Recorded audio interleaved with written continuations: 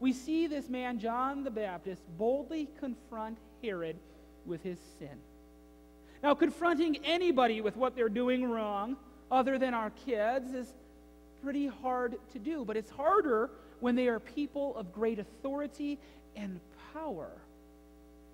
But John knew that in spite of Herod's appearance of strength, really, he was a weak man. Like most people who stake the purpose of their life on recognition and fame and power. They might look good on the outside, but in the inside, there is a whole lot of misery there.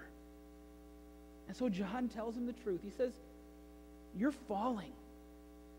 You're in a free fall. And then he extends him this branch, this lifeline. Forgiveness through Jesus Christ. All Herod needed to do was take hold of the branch. And the Bible records he almost did.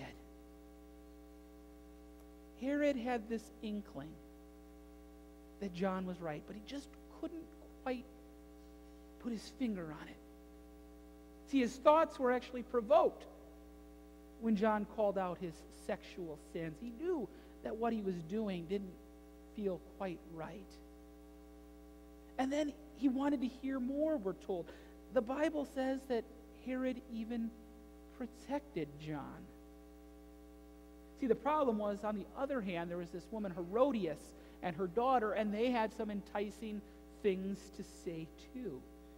They came and they saw to it that Herod was wooed by their seduction, and when he was weak, they just preyed on him. They attacked him by getting him to promise to do anything they asked of him. You see, these women knew the one thing that Herod would never be honest with about himself. That his foundation for life was built most of all on a thirst for personal gain and power. That overrode absolutely everything else. And so even though he was beginning to think that maybe there was something this John was saying that could change his life, when John's head was demanded on a platter, he just couldn't refuse these women.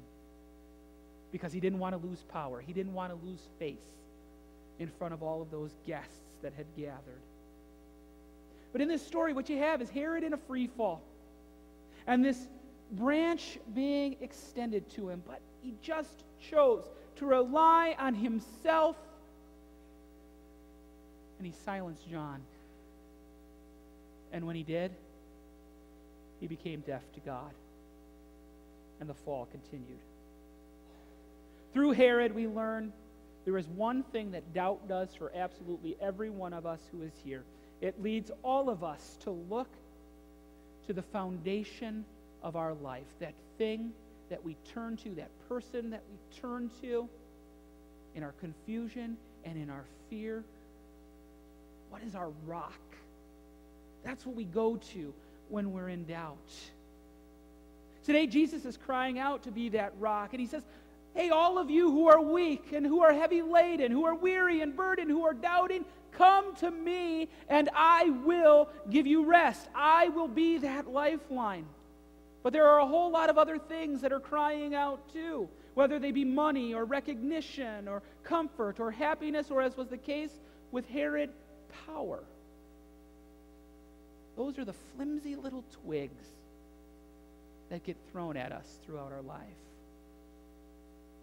The reality is, much of our life is spent at the crossroads between which is best.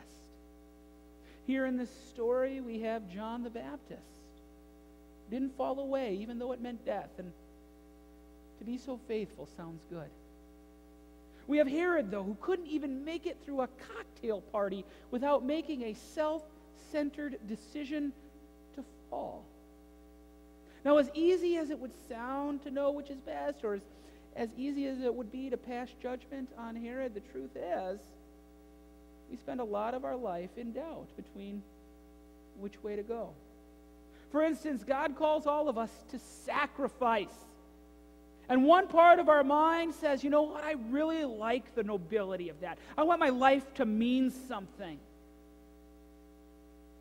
But then the other part says, I want this, though. I want that. Why can't I just choose whatever I want to be happy and to be comfortable and do what I want? And then there we are again at that crossroads. And we're led to survey the foundation on which we've staked our life. And so ask yourself, what way have you been going? And God says to all of us, love your neighbor. And oh, how we wish we could. We know in our heart of hearts that that's the way to a better, more peaceful world.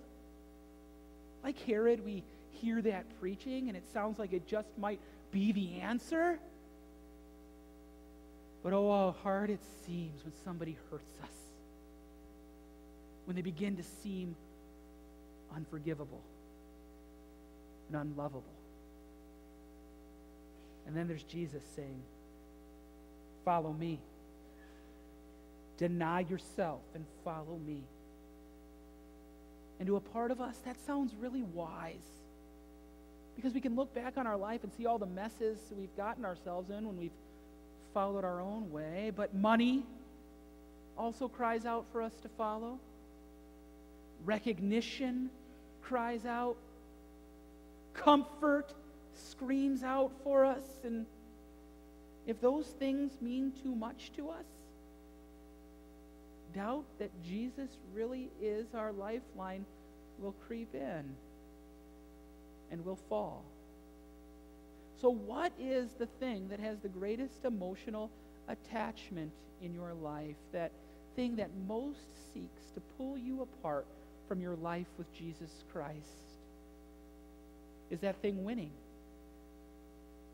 Has it won already? Is it in check? Just lurking?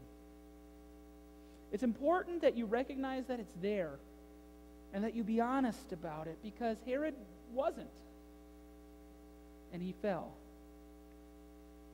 Now, my experience, my observation is that because we're pretty good at wearing masks around one another, hiding our doubts, hiding our failures, we're also pretty poor at recognizing the truth about ourselves. We even hide from ourselves sometimes. You see, that's why the vast majority of this nation, when you see polls, talks about how they're followers of God, they're believers of God, but you will not find one statistic about how people actually act that would support that the majority of the people are following God.